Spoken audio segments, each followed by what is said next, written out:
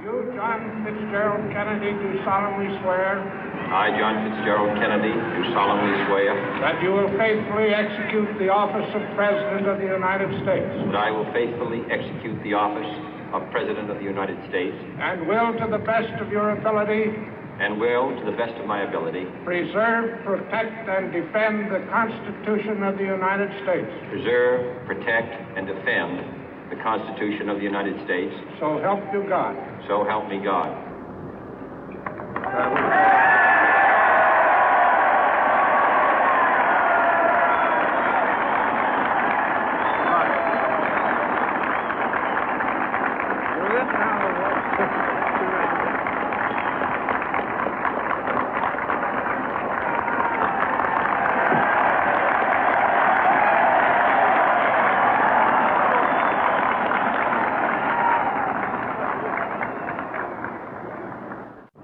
Vice President Johnson, Mr. Speaker, Mr. Chief Justice, President Eisenhower, Vice President Nixon, President Truman, Reverend clergy, fellow citizens. We observe today not a victory of party, but a celebration of freedom, symbolizing an end as well as a beginning, signifying renewal as well as change. For I have sworn before you and Almighty God the same solemn oath our forebears prescribed nearly a century and 3/4 ago. The world is very different now, for man holds in his mortal hands the power to abolish all forms of human poverty and all forms of human life. And yet the same revolutionary beliefs for which our forebears fought are still at issue around the globe. The belief that the rights of man come not from the generosity of the state, but from the hand of God. We dare not forget today that we are the heirs of that first revolution. Let the word go forth from this time and place to friend and foe alike that the torch has been passed to a new generation of Americans born in this century, tempered by war, disciplined by a hard and bitter peace, proud of our ancient heritage, and unwilling to witness or permit the slow undoing of those human rights to which this nation has always been committed and to which we are committed today at home and around the world.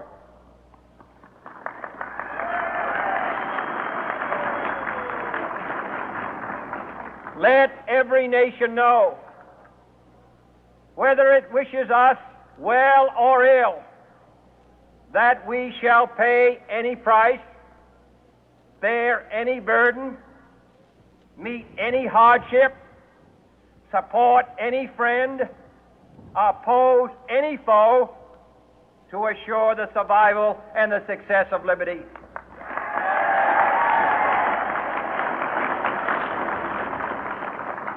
This much we pledge and more. To those old allies whose cultural and spiritual origins we share, we pledge the loyalty of faithful friends. United, there is little we cannot do in a host of cooperative ventures. Divided, there is little we can do, for we dare not meet a powerful challenge at odds and split asunder. To those new states whom we welcome to the ranks of the free, we pledge our word that one form of colonial control shall not have passed away, merely to be replaced by a far more iron tyranny. We shall not always expect to find them supporting our view, but we shall always hope to find them strongly supporting their own freedom, and to remember that in the past, those who foolishly sought power by riding the back of the tiger ended up inside.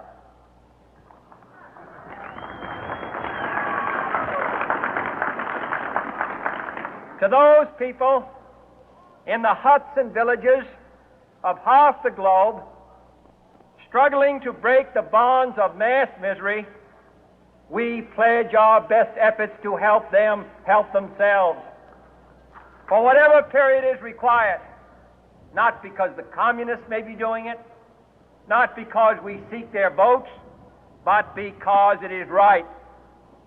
If a free society cannot help the many who are poor, it cannot save the few who are rich.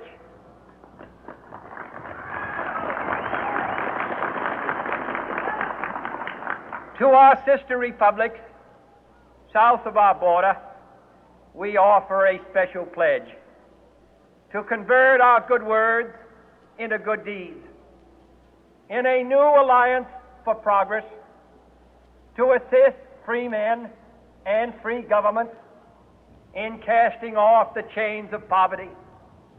But this peaceful revolution of hope cannot become the prey of hostile powers. Let all our neighbors know that we shall join with them to oppose aggression or subversion anywhere in the Americas.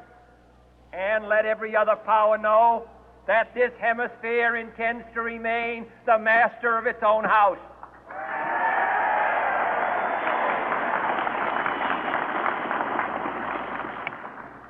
To that World Assembly of Sovereign States, the United Nations, our last best hope, in an age where the instruments of war have far outpaced the instruments of peace, we renew our pledge of support to prevent it from becoming merely a forum for invective, to strengthen its shield of the new and the weak, and to enlarge the area in which its writ may run. Finally, to those nations who would make themselves our adversary, we offer not a pledge, but a request that both sides begin anew the quest for peace. Before the dark powers of destruction, unleashed by science, engulf all humanity in planned or accidental self-destruction, we dare not tempt them with weakness, for only when our arms are sufficient beyond doubt can we be certain beyond doubt that they will never be employed. But neither can two great and powerful groups of nations take comfort from our present course, both sides overburdened by the cost of modern weapons, both rightly alarmed by the steady spread of the deadly atom, yet both racing to alter that uncertain balance of terror that stays the hand of mankind's final war. So let us begin anew, remembering on both sides that civility is not a sign of weakness, and sincerity is always subject to proof. Let us never negotiate out of fear, but let us never fear to negotiate.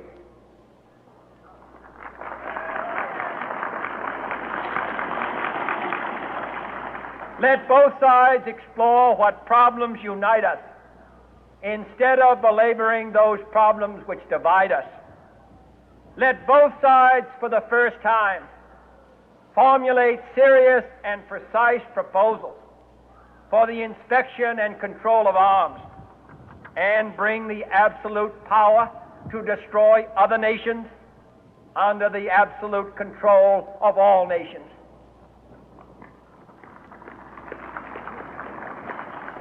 Let both sides seek to invoke the wonders of science instead of its terrors. Together, let us explore the stars, conquer the deserts, eradicate disease, tap the ocean depth, and encourage the arts and commerce. Let both sides unite to heed in all corners of the earth the command of Isaiah to undo the heavy burden and let the oppressed go free. And if a beachhead of cooperation may push back the jungle of suspicion, let both sides join in creating a new endeavor, not a new balance of power, but a new world of law, where the strong are just and the weak secure and the peace preserved.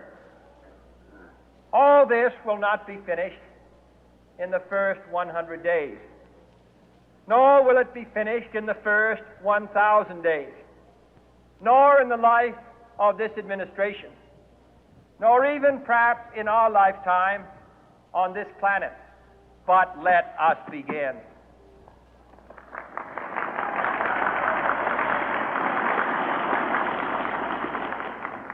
In your hands, my fellow citizens, more than mine, will rest the final success or failure of our course. Since this country was founded, each generation of Americans has been summoned to give testimony to its national loyalty. The graves of young Americans who answered the call to service surround the globe. Now the trumpet summons us again, not as a call to bear arms, though arms we need, not as a call to battle, though in battle we are, but a call to bear the burden of a long twilight struggle, year in and year out, rejoicing in hope, patient in tribulation, a struggle against the common enemies of man, tyranny, poverty, disease, and war itself. Can we forge against these enemies a grand and global alliance, north and south, east and west, that can assure a more fruitful life for all mankind? Will you join in that historic effort?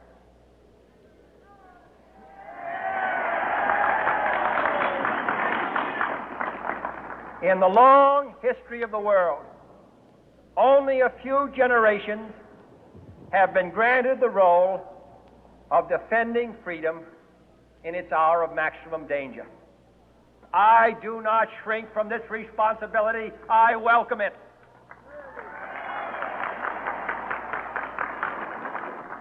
I do not believe that any of us would exchange places with any other people or any other generation. The energy, the faith, the devotion which we bring to this endeavor will light our country and all who serve it. And the glow from that fire can truly light the world. And so, my fellow Americans, ask not what your country can do for you. Ask what you can do for your country.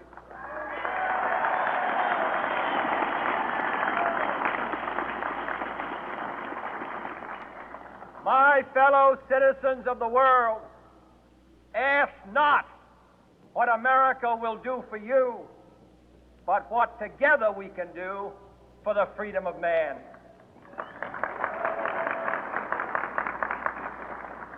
Finally, whether you are citizens of America or citizens of the world, ask of us here the same high standards of strength and sacrifice which we ask of you. With a good conscience, our only sure reward, with history the final judge of our deeds, let us go forth to lead the land we love, asking His blessing and His help, but knowing that here on earth God's work must truly be our own.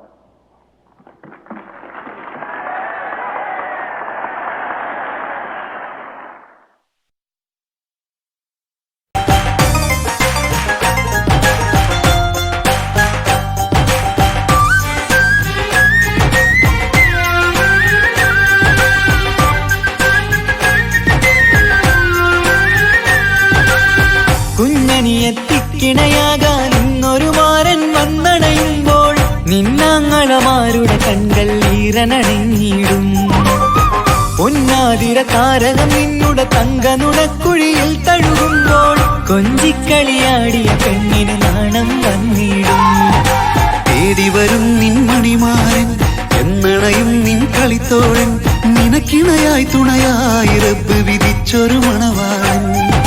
തേടി വരും നിൻ മണിമാരൻ, എന്നണയും നിൻ കളിത്തോഴൻ, നിനക്കിണയായി തുണയായി റബ്ബ് വിധിച്ചൊരു മണവാളൻ. മാലാങ്കിയ നിന്നൊരു സുന്ദരമായിത വരവായി നിൽക്കാതെ ആണം മേളം കല്യാണമേളം, കാണം മേളം കല്യാണമേളം. പെങ്ങളുടെ കല്യാണം പന്തലൊരുങ്ങി നല്ലോണം, തുറുമാലും കെട്ടിധരിച്ചൊരു ഒപ്പന കൊണ്ടാടം.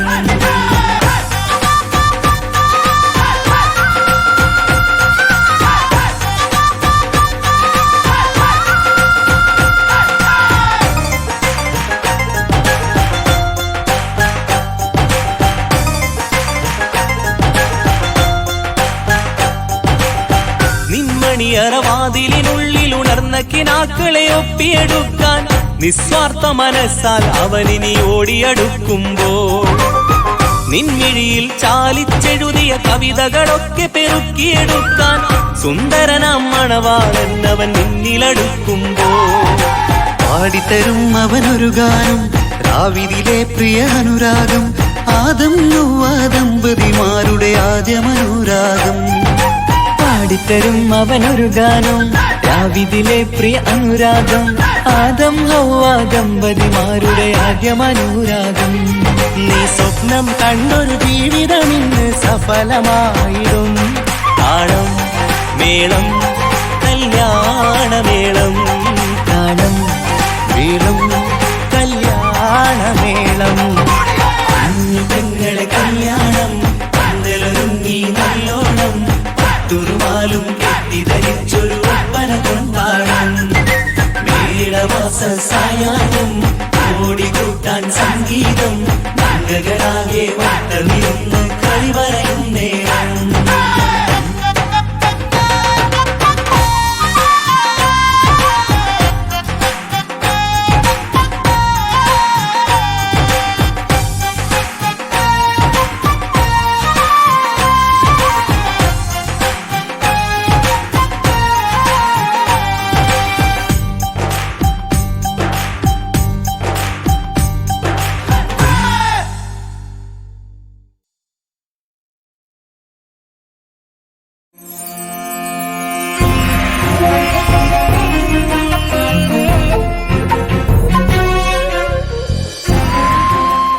കലാകേരളം ക്രിയേഷൻസ് നിർമ്മിച്ച് സമീർ നാസർ സംവിധാനം ചെയ്യുന്ന പകൽ തീർന്ന വഴിയിൽ എന്ന ഈ സിനിമയിൽ പാടാൻ അവസരം കിട്ടിയതിൽ ഒരുപാട് സന്തോഷമുണ്ട്. ആരാരോ പാടുന്നു ഈ കാന്തം, ഏതോ ഏതേതോ മൗനങ്ങൾ തൻ ഈണം. എൻ്റെ ആദ്യ ഫിലിം സോങ് ആണ് ഈ ചിത്രത്തിലുള്ളത്. എൻ്റെ എല്ലാ ആൽബം ഗാനങ്ങളും സ്വീകരിച്ചതുപോലെ ഈ ഒരു സിനിമാ ഗാനവും നിങ്ങൾ സ്വീകരിക്കും എന്ന വിശ്വാസത്തോടെ പ്രതീക്ഷയോടെ നിങ്ങളുടെ സ്വന്തം തൻസീർ കൂത്തുപറമ്പ്.